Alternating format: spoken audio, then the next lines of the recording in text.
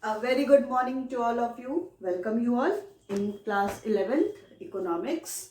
So as you already know that we have completed whole syllabus of economics, that we have studied the all the books of, which is related to your economics class 11, that is microeconomics and the statistics for economics. Okay, so from the previous few classes, I think from last 2 to 3 months, 2 months, we are continuously revised the chapters, as well as we have done the numbers of the numerical questions which is related to the your statistics for economics.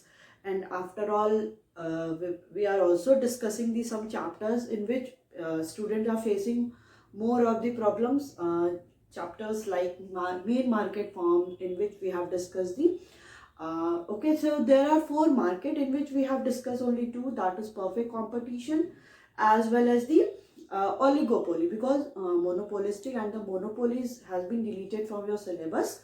So we have discussed all that topic. After that we have started the chapter price determination, as well as lastly we have discussed the chapters, the some applications of the tools of the demand and supply. After that we have shifted to the some topics of the statistics, like we have done number of the numerical questions of the chapters like the mean median mode, central tendency, mean median mode, that all are the central tendency. And after that we have discussed the some questions of the index number, as well as the correlation. And simultaneously we have also discussing the topic or the chapters which is related to your basically the statistics, or the simultaneously we are also discussing the topic of your microeconomic, that is we have started the topics of the your law of demand. Okay, so but from the previous few classes in the online class, we have I have seen that the still these students are facing the in the solving the numerical questions related to the measures of the dispersion. Okay, so we have to study on this chapter only the standard deviation as well as the coefficient of variation Lorentz curve. Okay, so we have done also we have done number of the numerical questions related to the measures of the dispersion, that is standard deviation. Okay, so in today's class again we are going to study this chapter, as well as we have discussed the first of all the what is variance and the coefficient of variation. Okay, so let's get started.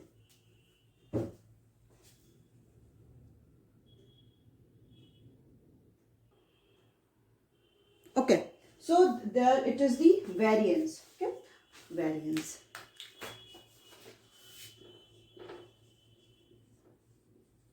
So simply variance. Variance, it is the another measure of the dispersion which is closely related to the standard deviation. ठीक है, another measure है dispersion का जो related है standard deviation से, वो क्या है? Variance है. So variance is the square of the standard deviation. It is the square of standard deviation. ठीक है, किसका स्क्वायर है? स्टैंडर्ड डेविएशन का स्क्वायर है. So this is equal to variance, right? So greater the value of the variance, greater would be the variability and the vice versa. जितनी ज्यादा ये value होगी आपकी वेरिएंस की जितनी ज्यादा वैल्यू होगी उतना ज्यादा जो भी डेटा है उसमें वेरिएबिलिटी होगी. जितनी कम वेरिएंस की वैल्यू होगी उतना ही कम आपका क्या होगा कि वेरिएबिलिटी भी कम होगी. सो this is called the variance, and variance is the absolute major of the dispersion. ये क्या होता है? एब्सोल्यूट मेजर होता है डिस्पर्शन का. नेक्स्ट टॉपिक है that is coefficient of variation. ठीक है, coefficient of variation. So coefficient of variation, it simply indicates the relation between the standard deviation and the arithmetic mean. Coefficient of variation. ठीक है, ये क्या होता है? It is the relationship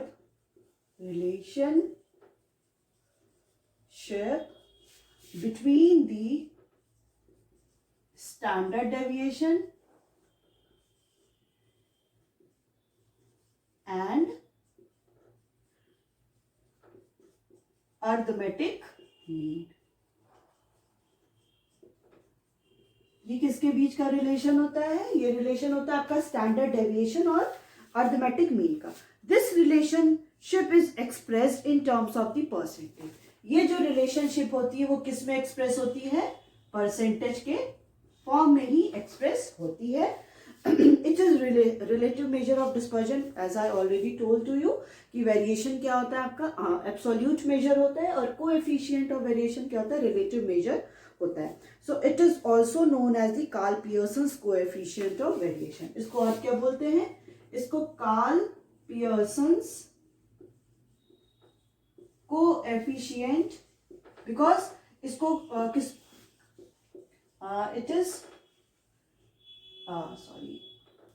it is introduce by the Karl Pearson. इसको किसने introduce किया था? कार्ल पियर्सन ने इंट्रोड्यूस किया था, इसलिए इसको Karl Pearson's coefficient of variation भी बोलते हैं. So it is a widely use measure of the dispersion. इसमें ये क्या होता है? ये बहुत ज्यादा डिस्पर्जन में यूज होता है, specially when the similar data are to be compared with respect to the consistency और द स्टेबिलिटी. मतलब जब हमें क्या करना पड़ता है, कोई भी सिमिलर डेटा को, जब हमें कोई भी सिमिलर डेटा को क्या करना पड़ता है, उसका रिलेशन देखना पड़ता है, या हमें उसके बीच का कोई भी सिमिलर डेटा है उसमें कितनी ज़्यादा स्टेबिलिटी है, उसमें कितनी ज़्यादा कंसिस्टेंसी है, उस टाइम में हम क्या करते हैं? इसको यूज़ करते हैं कि basically when similar data are to be compared. जब सिमिलर डेटा को क्या करना है? कंपेयर करना है with respect to the consistency और द स्टेबिलिटी. जब हमको उसकी कंसिस्टेंसी देखना है कि कितने वो डेटा कंसिस्टेंट है, कितना डेटा वो स्टेबल है, in that case we use the coefficient of variation. देखिए यहाँ पे एक एग्जांपल भी दे रहा है. एग्जांपल है when we want to compare the stability in the scores which is made by two batsman in different inning. जब हमें क्या करना है? We want to compare. हमें कंपेयर क्या करना है? स्टेबिलिटी किसकी? स्कोर्स की. कौन बनाया है? दो बैट्समैन की स्टेबिलिटी देखना है. दो इनिंग हुई है, दो इनिंग में दो बैट्समैन की बैटिंग हम देख रहे हैं कि वो कितना ज़्यादा स्टेबल है, उनका जो भी जितना वो रन स्कोर कर रहे हैं, उनके लिए हम लोग क्या करते हैं? कोएफिशिएंट ऑफ वेरिएशन को यूज़ करते हैं. ठीक है, तो कोएफिशिएंट क्या है? वाइडली यूज होता है डिस्पर्जन में. क्यों? कि जब कोई भी सिमिलर डेटा होता है, उस सिमिलर डेटा का हमको देखना होता है कितना ज़्यादा ये स्टेबल है, कितना ज़्यादा उसमें कंसिस्टेंसी है. इन दैट केस हम लोग क्या करते हैं? कोएफिशिएंट ऑफ वेरिएशन को यूज करते हैं. So higher the value of the coefficient of variation shows greater degree of variability.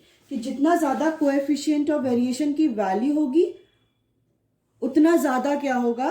आपका ग्रेटर डिग्री वेरिएबिलिटी की भी होगी. जितना ज़्यादा कोएफिशिएंट ऑफ वेरिएशन की वैल्यू होगी, उतना ज़्यादा ग्रेटर डिग्री वेरिएबिलिटी की भी होगी, और lesser degree of stability and consistent. Coefficient of variation की वैल्यू ज़्यादा होगी तो वेरिएबिलिटी भी ज़्यादा होगी, और जब वेरिएशन ज़्यादा हो रहा है, चेंजेस ज़्यादा हो रहा है, तो स्टेबिलिटी और कंसिस्टेंसी ऑटोमेटिकली क्या हो जाएगी? वो कम हो जाएगी. जैसे ही lesser the value of the coefficient of variation, lesser will be your variability and the higher will be the consistency and the stability. Okay, तो इसका एक सिंपल सा फॉर्मूला होता है. क्योंकि देखिए ये क्या होता है? ये होता है, ये रिलेशन बताता है किसका? स्टैंडर्ड डेविएशन और अर्थमेटिक मीन का. तो हम लोग कोएफिशिएंट ऑफ वेरिएशन को लेते हैं CV, which is equal to the that is standard deviation upon arithmetic mean into 100. Okay, जब हमको क्या करना पड़ता है? कोएफिशिएंट को कैलकुलेट करना है कि कोएफिशिएंट ऑफ वेरिएशन कितना आ रहा है. उसको कैलकुलेट करने के लिए हम लोग क्या करते हैं? बेसिकली हम लोग यूज करते हैं CV, coefficient of variation equal to sigma upon arithmetic mean. हमें इनटू 100. हमें क्वेश्चन में क्या करना पड़ेगा? कोई भी सीरीज दी होगी, सीरीज में सबसे पहले हम लोग क्या करेंगे? स्टैंडर्ड डेविएशन निकालेंगे. ठीक है, ये आपको आता है. और क्वेश्चन हम लोग और क्या निकालेंगे? उसमें अर्थमेटिक मीन निकालेंगे. फिर इसको क्या करेंगे? जो भी वैल्यूज आएगी इनटू 100 करके हम लोग कोएफिशिएंट ऑफ वेरिएशन निकाल लेंगे. ठीक है, तो ये एक सिंपल सा फॉर्मूला है, अर्थमेटिक मीन आपको कैलकुलेट करना है आता ही है, आपको स्टैंडर्ड डेविएशन कैलकुलेट करना आता ही है। बस इस पे क्या करना है, वैल्यूज को पुट करना है हमको कैलकुलेट करके, फिर हम लोग कोएफिशिएंट ऑफ वेरिएशन कैलकुलेट कर देंगे। ओके, तो ठीक है, अब इसके बाद हम लोग नेक्स्ट टॉपिक पढ़ते हैं, दैट इज लॉरेंस कर्व।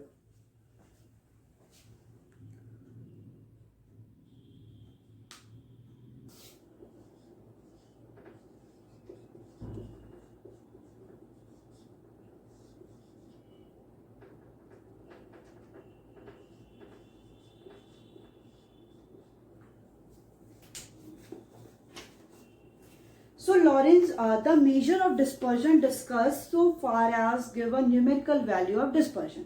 ठीक है, अभी तक जो भी हमने डिस्पर्जन के लिए डिफरेंट मेथड्स, तो उससे क्या हमने कैलकुलेट कर लिया कि न्यूमेरिकल वैल्यू देख लिया कितना वेरिएशन आ रहा है। The measure called the Lorenz curve estimates the dispersion graphically. अब जो लॉरेंस कर्व हम यूज करने जा रहे हैं वो मेथड वो डिस्पर्जन को शो तो करेगा, बट इन ग्राफिकली। हम लोग इसमें क्या करेंगे, ग्राफिकली प्रेजेंटेशन करेंगे, ग्राफ पेपर पे इसका प्रेजेंटेशन करेंगे। So the concept of Lorenz curve was introduced by doctor Max O Lorenz. जो ये टर्म था इन्होंने इंट्रोड्यूस किया था, डॉक्टर मैक्स ओ लॉरेंस। इन्होंने क्या किया था, इसको इंट्रोड्यूस किया था। So Lorenz curve uses the information expressed in a cumulative manner. ठीक है, लॉरेंस कर्व क्या करता है, यूज करता है इंफॉर्मेशन जो एक्सप्रेस किस में है, क्यूमुलेटिव मैनर में, मीन्स समेशन में है, to indicate the degree of variability. क्या इंडिकेट करता है, जिसमें डिग्री ऑफ वेरिएबिलिटी को, कि कितना ज्यादा इसमें वेरिएशंस आ रहे हैं। So it is useful in comparing the variability of two और मोर डिस्ट्रीब्यूशन। ये बेसिकली क्या है, ये यूजफुल कब है, कि जब हम कंपेयर करेंगे कि 2 और 2 से ज्यादा अगर डिस्ट्रीब्यूशन है, 2 और मोर देन 2 डिस्ट्रीब्यूशन है, उसमें कितना ज्यादा वेरिएशन हो रहा है, कितना ज्यादा वेरिएशन हो रहा है, उस वेरिएशन को देखने के लिए हम क्या करेंगे, लॉरेंस कर्व का यूज करेंगे। So the Lorenz curve drawn is compared with the line of equal distribution. ठीक है, जो लॉरेंस कर्व को हम कंपेयर, देखिए लॉरेंस कर्व को हम कंपेयर करें, किसी भी चीज को 2 को कंपेयर करने के लिए हम कुछ पैरामीटर लेते हैं कि अगर ये सारे नॉर्म्स को फुलफिल कर लेता है दैट मीन्स कि वो सही है। तो इसमें लॉरेंस कर्व में हम क्या ले रहे हैं, एक लाइन ऑफ इक्वल डिस्ट्रीब्यूशन ले रहे हैं, जो इक्वली डिस्ट्रीब्यूशन दिखाएगी जो भी हमारे पास डिफरेंट सेट्स ऑफ डेटा हैं। So the greater is the distance between the curve and the line of equal distribution, the greater will be the dispersion. ठीक है, अब जैसे लाइन ऑफ इक्वल डिस्ट्रीब्यूशन है और जो हमारा कर्व बना, अभी आप ऐसे देख लो एक बार, ये आपका लाइन ऑफ इक्वल डिस्ट्रीब्यूशन है। ठीक है, जो इक्वली डिस्ट्रीब्यूट करेंगे।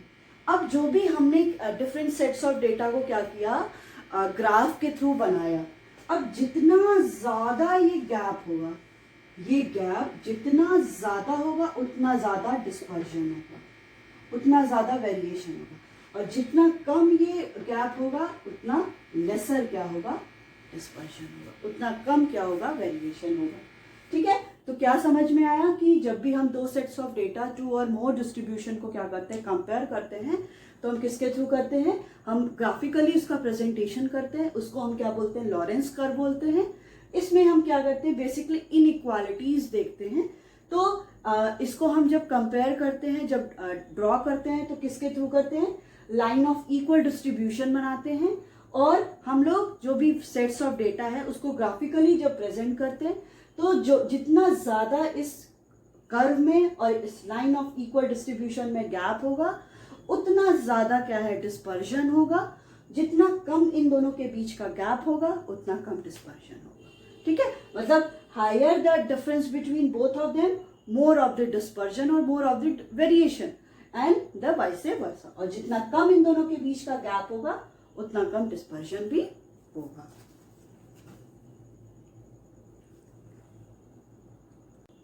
चलिए नेक्स्ट कह रहा है application of the Lorenz curve, कि लॉरेंस कर्व का एप्लीकेशन कहाँ पे हम इसको अप्लाई करेंगे। कोई तो कंडीशन होगी कि जहाँ पे हम इसको अप्लाई करना होगा। तो ऐसी कौन सी है, मतलब किस कंडीशन पे हम इसको क्या करेंगे, अप्लाई करेंगे। So Lorenz curve uses the information express in a cumulative manner. जो भी लॉरेंस कर्व में इंफॉर्मेशन होती है वो उसको हम लोग क्यूमुलेटिव मैनर में करते हैं to indicate the degree of variability. क्या इंडिकेट करती है कि उसमें वेरिएबिलिटी कितनी ज्यादा है। So it is compared with the line of equal distribution. हम इसको क्या करते हैं, कंपेयर किसके साथ करते हैं, लाइन ऑफ इक्वल डिस्ट्रीब्यूशन के साथ करते हैं। When it is applied to the distribution of income in an economy, it exhibit the extent of variation of the actual distribution of income from an ideal equal distribution. ठीक है, जब हम लोग इसमें किस कंडीशन पे, जब हम लोग को अपनी इकोनॉमी में क्या देखना है कि इनकम देखनी है। जैसे डिफरेंट सेक्टर्स हैं हमारी इकोनॉमी में, प्राइमरी, सेकेंडरी, टर्शरी, डिफरेंट जो भी सेक्टर्स हैं इकोनॉमी में, उनमें कितनी ज़्यादा इनइक्वालिटीज हो रही है।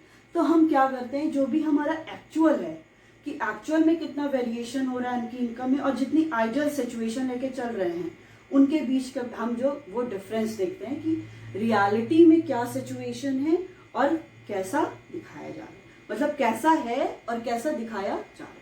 तो उसके बीच में हम लोग इनइक्वालिटीज ऑफ इनकम अगर हमें पढ़ना है अपनी इकोनॉमी की सिचुएशन में, तो हम लोग किसके थ्रू इसको रिप्रेजेंट करते हैं, थ्रू दी लॉरेंस कर्व। ठीक है, सो दे रहा है इसमें this analysis helps government to assess the scale of inequality in the distribution of income. ये एनालिसिस क्या हेल्प करती है गवर्नमेंट को, गवर्नमेंट की हेल्प करती है कि जो भी इनइक्वालिटी डिस्ट्रीब्यूशन ऑफ इनकम अगर डिस्ट्रीब्यूट हो रहा है, तो जो भी इनइक्वालिटी हो रही है कि सेकेंडरी सेक्टर और सर्विस सेक्टर को क्या है ज्यादा इनकम मिल रही है, प्राइमरी और सेकेंडरी को सर्विस सेक्टर के कंपैरेटिवली कम मिल रही है। So accordingly steps can be taken to solve the problem of inequality in the distribution of income. तो ऐसे गवर्नमेंट क्या करेगी, गवर्नमेंट पहले चेक कर लेगी कि इनइक्वालिटी क्यों हो रही है या किस कंडीशन में हो रही है, उसके कॉजेस क्या हैं। अब उसके अकॉर्डिंग गवर्नमेंट क्या करेगी, डिफरेंट स्टेप्स को लेगी जिसके थ्रू वो उनको प्रॉब्लम को सॉल्व कर सकती है। ओके, सो इनिशिएटिंग वेरियस पॉलिसी। अब गवर्नमेंट क्या करेगी, वेरियस पॉलिसीज भी बनाएगी, डिफरेंट प्रोग्राम्स भी लाएगी कि जो भी इनइक्वालिटीज बहुत ज्यादा इंक्रीज कर गई है उसको कम करना है। So Lorenz curve is also use by the study the variation in the distribution of profit, salaries, wealth etcetera. ठीक है, जो ये जो है ये लॉरेंस कर्व वो बेसिकली और किसके लिए भी यूज होता है कि जो भी इनइक्वालिटीज हो रही है प्रॉफिट में, इनकम में, वेल्थ में, जो सैलरीज में हो रहा है, तो उसको भी स्टडी करने के लिए लॉरेंस कर्व का यूज किया जाता है। So following steps are observe in constructing the Lorenz curve. ठीक है, फॉरेंस बहुत सारे स्टेप्स हैं जिसको जब कंस्ट्रक्ट करते हैं तो हम लोग देखते हैं। तो सबसे पहले देखिए यहाँ पे एग्जाम्पल दे रहा है, एग्जाम्पल के थ्रू हम समझेंगे तो ज्यादा क्लियर होगा। दे रहा है income and the number of employees.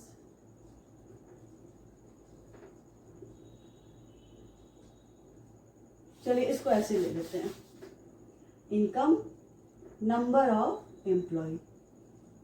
तो दे रहा है इनकम 0 to 5,000, 5,000 to 10,000, 10,000 to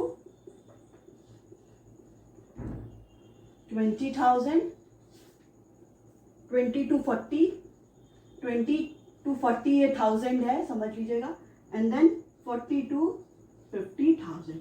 अब नंबर ऑफ एम्प्लॉयज में कितने दिए हुए हैं, ये 1000 में है। ठीक है, ये भी 1000 में, दोनों 40,000 to 50,000। अब नंबर ऑफ एम्प्लॉयज कितने दिए हुए हैं, नंबर ऑफ एम्प्लॉय दिए हैं 5, 10, 18, 10 एंड 7। अब इसमें बहुत सारे स्टेप्स दिए हुए हैं। Construction of the Lorenz curve, calculate class mid point and find cumulative total. ठीक है, सबसे पहले हमको क्या करना है, मिड पॉइंट फाइंड आउट करना है।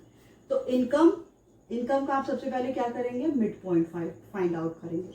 0 to 5,000, 5,000 to 10,000, 10,000 to 20,000, 20,000 to 40,000, 40,000 to 50,000।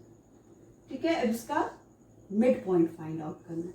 Mid point आपको पता है, इन दोनों का सम कर देंगे देन डिवाइड कर देंगे। तो पहला क्या होगा आपका 2500 होगा, ये हो गया आपका 1500 तो 7500। ओके, फिर आपका 30,000 अपॉन 2 दैट इज 15,000। फिर ये आपका 60,000 upon 2 that is 30,000 and the last one is 90,000 upon 2 that is 45,000। Right, सारा सही है। 2,500, 75, 15, 30 एंड 45। नेक्स्ट कह रहा है कैलकुलेट क्यूमुलेटिव फ्रीक्वेंसी। अब इन्हीं का क्या करना है, जो मिड पॉइंट निकाला है हमने, इनका हमें क्या करना है, क्यूमुलेटिव फ्रीक्वेंसी को कैलकुलेट करना है। क्यूमुलेटिव फ्रीक्वेंसी कैलकुलेट करेंगे। क्यूमुलेटिव फ्रीक्वेंसी मीन्स इसको सम कर देंगे। ये क्या होगा 10,000 प्लस 15 25,000, 25,000 प्लस 30 हो गया आपका 3 to 5 55,000, 55 प्लस 45 हो गया आपका 1 लाख। राइट, अब कह रहा है नेक्स्ट स्टेप देखिए, express the grand total of column 3। Column 3 means ये and 6 as 100 and convert the cumulative total in these column into percentage। अब जो नेक्स्ट स्टेप है वो हमको क्या करना है, इसको हमें क्यूमुलेटिव मिड पॉइंट को, क्यूमुलेटिव जो मिड पॉइंट आया है, ये क्यूमुलेटिव मिड पॉइंट जो आया है, इसको हमें परसेंटेज में चेंज करना है। इसको हम लोग क्या लिखेंगे, cumulative mid point as percentage. अब परसेंटेज में चेंज करने का क्या है, this one upon total. Total ये क्या हो गया 1 लाख हो गया ना, इनका टोटल 1 लाख हो गया। 2500 अपॉन 1 लाख इंटू 100 हमको परसेंटेज में कन्वर्ट करना है। तो क्या होगा 2500 अपॉन 1 लाख इंटू 100। ये आपका क्या हो गया 2.5। Right, okay. नेक्स्ट होगा आपका 10,000 अपॉन 1 लाख। 1 लाख क्यों ले रहे हैं हम लोग, परसेंटेज टोटल लेते हैं ना, तो टोटल क्या हो गया 1 लाख इंटू 100। आपका ये हो गया, सॉरी एक और जीरो होगा ना, ये हो गया आपका 10,000 अपॉन 1 लाख, ये आपका हो गया 10। नेक्स्ट कह रहा है 25,000 upon 1 lakh, upon 1 lakh into 100, ये हो गया आपका 25। नेक्स्ट है आपका, इसी को 55,000 कर लीजिए, तो क्या हो गया आपका 55। अब इसी को 1 लाख कर लीजिए, तो ये सब कट गया, तो कितना बचा 100। ठीक है, तो ऐसे हम लोग क्या कर लिए, परसेंटेज निकाल लिए। अब इतना तो ये इसका प्रोसेस हो गया। नेक्स्ट अब हम किसका करेंगे, नंबर ऑफ एम्प्लॉइज का। ठीक है, नंबर ऑफ एम्प्लॉइज का हम लोग वही सेम प्रोसेस करेंगे। तो नंबर ऑफ एम्प्लॉइज में अब हमको मिड पॉइंट निकालने की तो जरूरत है नहीं, इसलिए जरूरत नहीं, क्योंकि ये एग्जैक्ट वैल्यू दी है 18, 10 एंड 7। अब हम सीधे क्या निकालेंगे, इसका क्यूमुलेटिव मिड पॉइंट निकालेंगे। क्यूमुलेटिव मिड पॉइंट, तो क्यूमुलेटिव मिड पॉइंट का मतलब इसको सम कर देंगे। 15 और 18 प्लस करेंगे 33 प्लस 10 43 प्लस 10 50। सही है, 5 15 33 43 50। राइट, अब नेक्स्ट हमें क्या करना है, क्यूमुलेटिव मिड पॉइंट को हम लोग एज परसेंटेज में करेंगे। Cumulative mid point as percentage. अब सेम चीज 5 अपॉन 50 इंटू 100 हो गया 10। ठीक है, नेक्स्ट करिए 15 अपॉन 50 इंटू 100 30। 33 अपॉन 50 इंटू 100, 5 2 जा 10, 66। यस, नेक्स्ट है 43/50 इंटू 100, 2 3 जा 6, 86, यस। नेक्स्ट है आपका 50/50 इंटू 100, कितना हो गया 100। ठीक है, ये अब आपको पता चल गया कि cumulative mid point as percentage और cumulative mid point as percentage हम लोग ने इनकम और नंबर ऑफ एम्प्लॉयज का कन्वर्ट कर दिया। तो इसमें देखिए अब कह रहा है कि now on the graph paper, अब आपको क्या करना है, on the graph paper take the cumulative percentage of the variables. जो हम लोग ने क्यूमुलेटिव परसेंटेज निकाला इसको और इसको हमें क्या करना है, ग्राफ पेपर पे इसको प्लॉट करना है।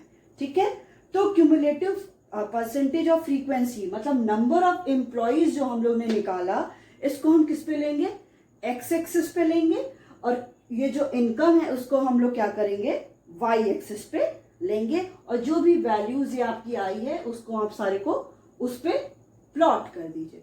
ठीक है, फिर कह रहा है draw line joining coordinate 0 to 0, एक जो 0 to 0 जो कोऑर्डिनेट है और एक जो 100 to 100 है, दोनों का 100 और इसका 100, चल अभी बताती हूँ, उसको क्या करेंगे, ज्वाइन कर देंगे, तो वो हमें लाइन क्या मिल जाएगी, लाइन ऑफ इक्वल डिस्ट्रीब्यूशन। और उसके बाद ये जो सारे पॉइंट हैं इनको हम दोनों को मिला के प्लॉट करेंगे, एक हमको कर्व मिल जाएगा, वही हमको क्या दिखाएगा, कितनी इनइक्वालिटी है। चलिए इसको भी देखते हैं। अभी आप लोग के पास ग्राफ पेपर है, आप लोग इसको प्रॉपरली इसके वैल्यूज को पुट करो, मैं ऐसी रफली बना दूंगी। ठीक है, चलिए इसमें क्या कह रहा है, हम लोग इधर लेंगे क्यूमुलेटिव परसेंटेज और नंबर ऑफ एम्प्लॉयज, ऐसे आपका ग्राफ पेपर होगा। ठीक है, तो इधर लेंगे cumulative percentage of number of employees, इधर लेंगे क्यूमुलेटिव परसेंटेज ऑफ इनकम। ठीक है, अब इसमें क्या करें, सारी जो भी पॉइंट है आप अप्रोक्सीमेटली ले लीजिए, 10, 20, 30, 40, 50, 60, 70, 80, 90, 100। ठीक है, अब यहाँ पे भी सेम 10, 20, 30, 40, 50, 60, 70, 80। आप ग्राफ पेपर पे प्रॉपरली बनाएगा, मैं ऐसी रफली बना दे रही हूँ। तो ये यहाँ पे दोनों का क्या आएगा, 0 0 आएगा, और यहाँ पे दोनों का क्या आएगा आपका, यही क्या है, इसका 100 और इसका 100 यहाँ पे। तो अब ये जो लाइन हम ड्रॉ करेंगे ये होगी आपकी line of equal distribution, line of equal distribution, right. अब जो हमारे जो परसेंटेज की वैल्यू हम निकाले थे नंबर ऑफ एम्प्लॉयज में, जो जो आपकी वैल्यू थी क्या थी, 10, 30, 66, 86, 100, और एक और आपका क्या था, इनकम में आपका क्या था, 2.5, 10, 25, 55, 100। अब इसकी वैल्यू लेके और इसकी वैल्यू लेके आप क्या करोगे, एक कर्व ड्रॉ करोगे। जैसे इसका ले लिया हमने, इसका हम लेंगे 2.5, तो इसका लेंगे हम लोग 10, 2.5 और 10, तो पहली वैल्यू हमें क्या है यहाँ पे मिल गई, यहाँ पे 2.5 और 10। ठीक है, फिर नेक्स्ट हम करेंगे 10 और 30, इसका 10 और इसका 30, ये पॉइंट मिल गया हमें, एक ये पॉइंट मिला, एक ये, फिर है आपका 25 और 66, 25 और 66, ठीक है, यहां मिल गया। फिर है 55 और 86, 55 और 86, देखिएगा ग्राफ पे आप लोग ज्यादा अच्छे से बना पाएंगे, ये मैं रफ बना रही हूँ। 100 और 100, देखिए लास्ट दोनों का क्या है, 100 और 100 आया है, मीन्स यहाँ पे जो वैल्यू आएगी 100 और 100। अब इसको आपको क्या कर देना है, ज्वाइन कर देना है। ठीक है, ये हो गया आपका लॉरेंस कर्व। अब इन दोनों के बीच का जो डिफरेंस है, मतलब ये डिफरेंस ज्यादा है, मींस कि जो वेरिएशन हो रहा है किसमें, इनकम में और नंबर ऑफ एम्प्लॉयज में, वो वेरिएशन क्या है, वो बहुत ज्यादा है। यही जो गैप है आप जब ग्राफ बनाते, जब ये वैल्यू प्लॉट करते और ये क्या है इतना आता, इसका मतलब होता है वेरिएशन कम है। ये गैप जितना ज्यादा बढ़ता जाएगा, जितना ज्यादा ये बढ़ता जाएगा उतना ज्यादा वेरिएशन होता जाएगा। ये गैप जितना इस लाइन के पास आता जाएगा उतना कम वेरिएशन होगा। यही है आपका लॉरेंस कर्व, ठीक है। इसी को हम लोग क्या बोलते हैं, लॉरेंस कर्व बोलते हैं। So from this we have completed this chapter. ये हम लोग कंप्लीट कर लिए। आपके पास बहुत सारे numerical question related to Lorenz curve दिए हुए हैं। आप सिंपली इसको क्या करिए, अपने ग्राफ पेपर पे वैल्यूज पहले परसेंटेज में इसको कन्वर्ट करिए, फिर इसको ग्राफ पेपर पे सारी वैल्यूज को प्लॉट करके हम लोग क्या करेंगे, ड्रॉ करेंगे। So from this we have completed the chapter 10 and next class we will start the chapter 11, that is correlation. Okay, thank you.